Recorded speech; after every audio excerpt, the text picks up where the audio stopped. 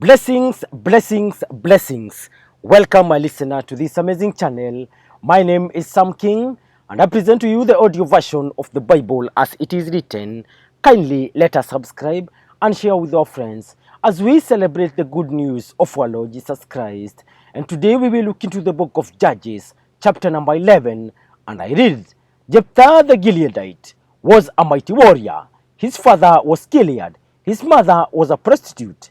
Gilead's wife also bore him sons, and when they were grown up, they drove Jephthah away.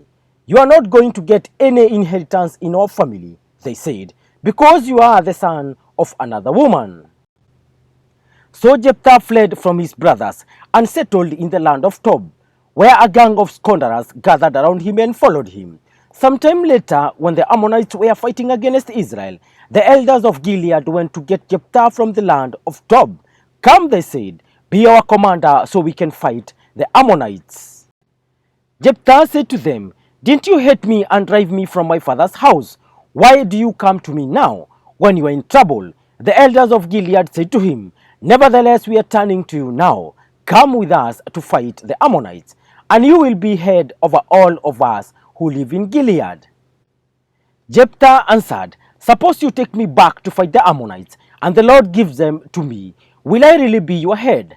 The elders of Gilead replied, "The Lord is our witness. We will certainly do as you say." So Jephthah went with the elders of Gilead, and the people made him head and commander over them, and he repeated all his words before the Lord in Mizpah.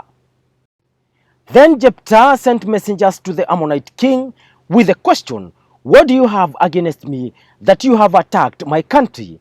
The king of the Ammonites answered Jephthah's messengers, "When Israel came up out of Egypt, they took away my land from the Arnon to the Jabbok, all the way to the Jordan. Now give it back peaceably." Jephthah sent back messengers to the Ammonite king, saying, "This is what Jephthah says, Israel did not take the land of Moab, the land of the Ammonites, but when they came up out of Egypt, Israel went through the wilderness to the Red Sea and on to Kadesh."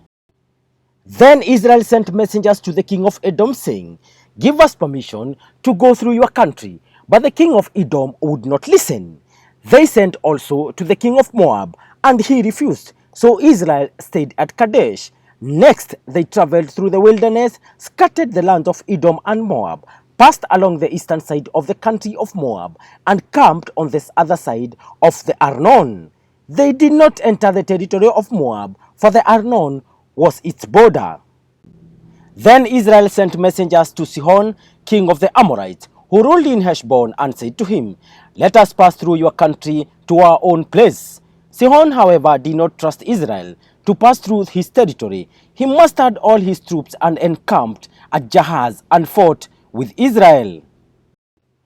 Then the Lord, the God of Israel, gave Sihon and his whole army into Israel's hands, and they defeated them. Israel took over all the land of the Amorites who lived in that country, capturing all of it from the Arnon to the Jabbok and from the desert to the Jordan.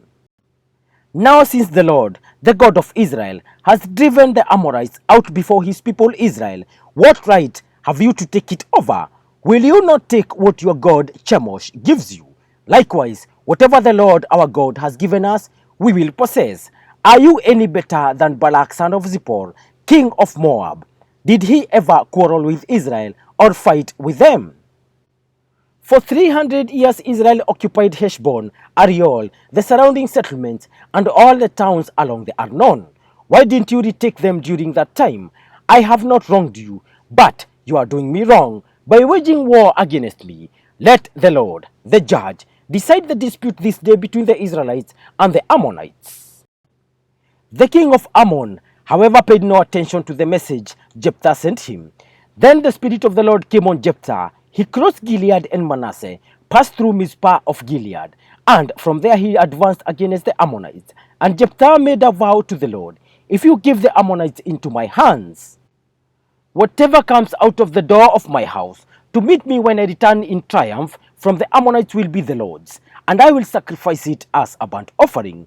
Then Jephthah went over to fight the Ammonites, and the Lord gave them into his hands. He devastated 20 towns from Ariel to the vicinity of Minith, as far as Abel Keramim. Thus Israel subdued Ammon. When Jephthah returned to his home in Mizpah, who should come out to meet him but his daughter, dancing to the sound of timbrels? She was an only child. Except for her, he had neither son nor daughter. When he saw her, he tore his clothes and cried, "Oh no, my daughter, you have brought me down and I am devastated. I have made a vow to the Lord that I cannot break." "My father," she replied, "you have given your word to the Lord. Do to me just as you promised. Now that the Lord has avenged you of your enemies, the Ammonites. But grant me this one request," she said. "Give me 2 months to roam the hills and weep with my friends, because I will never marry."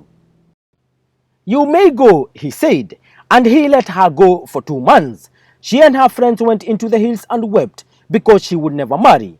After the 2 months, she returned to her father, and he did to her as he had vowed, and she was a virgin. From this comes the Israelite tradition that each year the young women of Israel go out for 4 days to commemorate the daughter of Jephthah the Gileadite. Thank you, listener.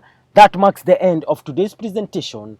Kindly let us remember to subscribe. And as I sign out in style. Peace.